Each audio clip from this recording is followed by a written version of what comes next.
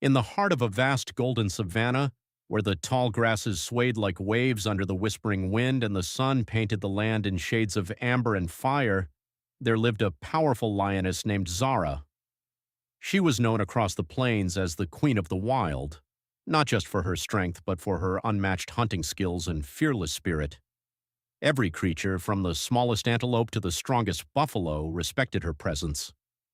When she walked, the earth seemed to listen, and when she roared, the sky answered back. But power, as it often does, had slowly built a wall around her heart. Zara believed in one thing: strength is everything. In her world, the strong survive, and the weak simply don't matter. Not far from her territory, hidden beneath the roots of an ancient baobab tree, lived a tiny mouse named Milo. Unlike Zara, Milo was small, fragile, and easily overlooked by the world. But what he lacked in size, he made up for in heart. Milo was kind, curious, and always ready to help others, even if they never noticed him. One scorching afternoon, as the sun burned high above, Zara had just finished a long hunt.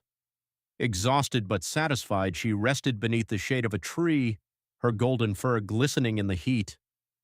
The savanna fell silent around her. Meanwhile, Milo was busy gathering tiny grains and seeds, preparing for the night. As he hurried through the grass, he didn't notice where he was going until suddenly he ran straight across Zara's paw. In an instant, her eyes snapped open. A deep growl rumbled from her chest.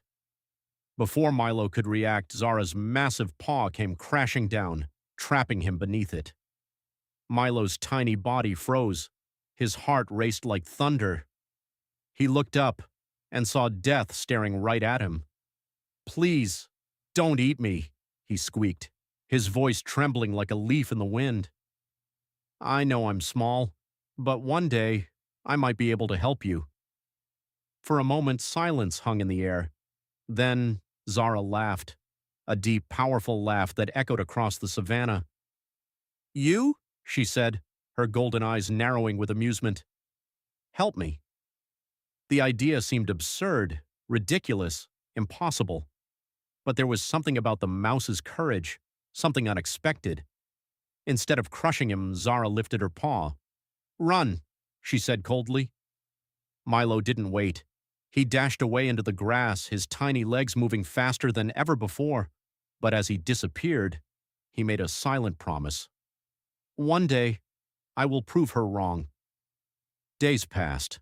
The savanna returned to its rhythm. But fate was not finished yet. One evening, as the sky turned crimson and shadows stretched across the land, Zara wandered into unfamiliar territory while tracking prey.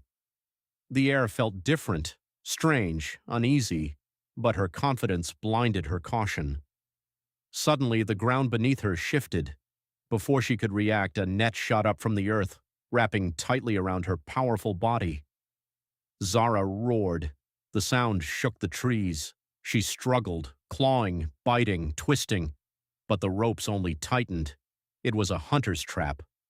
For the first time in her life, Zara was helpless. Her strength meant nothing. Her power, useless. Night fell. The stars watched silently, and for the first time, fear crept into her heart. Miles away, Milo heard the roar. He froze. That sound, he knew it.